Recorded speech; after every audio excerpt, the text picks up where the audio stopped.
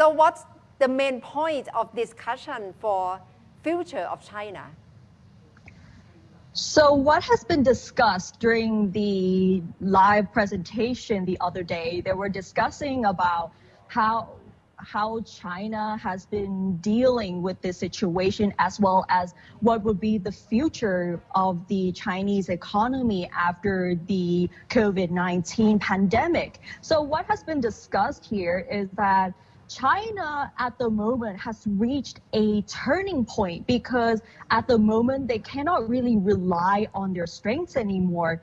Because when we think of China, we all think of cheap labor, anything that is made from China, but they can't not really rely on it anymore because of the aging society and the increasing labor costs. And they could also not rely on the world economy because of the economic crisis back in 2018. And things have already gone worse in 2015. So they have to find a way to survive. So we can see that China has already experienced hardships even before the pandemic even started last year.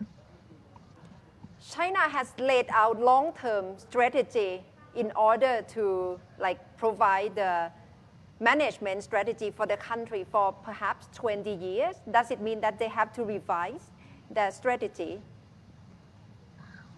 I think they might have to revise certain parts of their strategies, but what hasn't really changed for the 20-year strategy here is that China still focuses on urbanization, whether it's developing cities, the infrastructure, or even the balance between state mechanism and market mechanisms here. So I think what they might have to revise, though, is how they're going to move forward with the economy here. So during the past 20 years, we can see that there might be slight changes with the way they rely on certain industries. So during the 20-year period here, we can split into three parts, whether it's China 3.0, 4.0, and the current strategy right now is 5.0. So let's start with China 3.0 first. So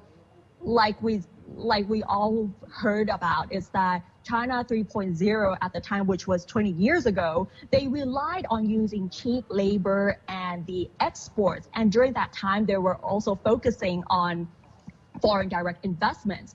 And when they shifted to China 4.0, they relied more on the internal investment, which is focusing on the infrastructure, whether it's developing cities, high-speed trains, seaports, including developing the electricity in rural areas.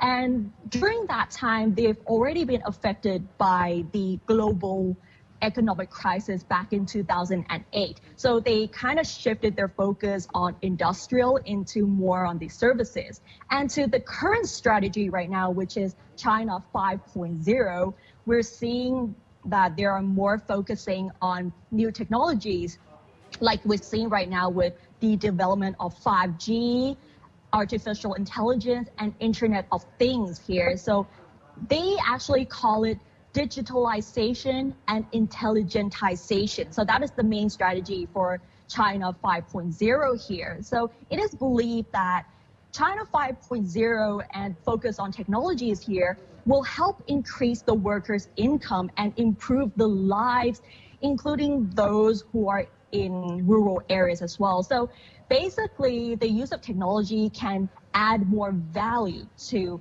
every single industry that is in China at the moment. So probably, Kun Thepchai, China can turn this crisis into an opportunity as well. Certainly, I think China is showing all signs that it will certainly turn this crisis into another great opportunity. I agree with China experts who have been saying that China will use this crisis to accelerate its development in digital areas and in education and in health. So in the coming years, we can expect to see China to try to take a lead in these particular fields. And Kun Nat mentioned about the so-called China's offensive strategy that would deal with digitalization and the so-called intelligentization. These are two areas that certainly a lot of people expect China to focus on, because China believes that the biggest lesson they've learned from this crisis is that the world has to move more toward digitalization and intelligentization.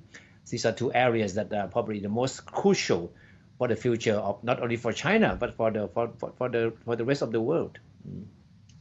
And definitely with COVID-19 is definitely going to push China even further and to move on with the China 5.0 strategy here, because with COVID-19, everyone realizes that it has affected every single economy around the world. So the pandemic here will definitely push China even further in order to revive the economy. And China itself already has, they still have some of their strengths that they still have here, whether it's the number of skilled workers in science and technology, because China has always been focusing on the improvement of the education, science, and technology. So there are still a large number of workers that are highly skilled in those areas. So that would be one of the factors that can push the economy forward. And most importantly, China is still focused on urbanization, developing cities, and investing in infrastructure. So they still have a lot of things that will still help move the economy forward into where they want to be. And definitely, because China is already a leader in the digitalization and in artificial intelligence. So what we can expect to see is China will make even more efforts, to widen the lead in this field.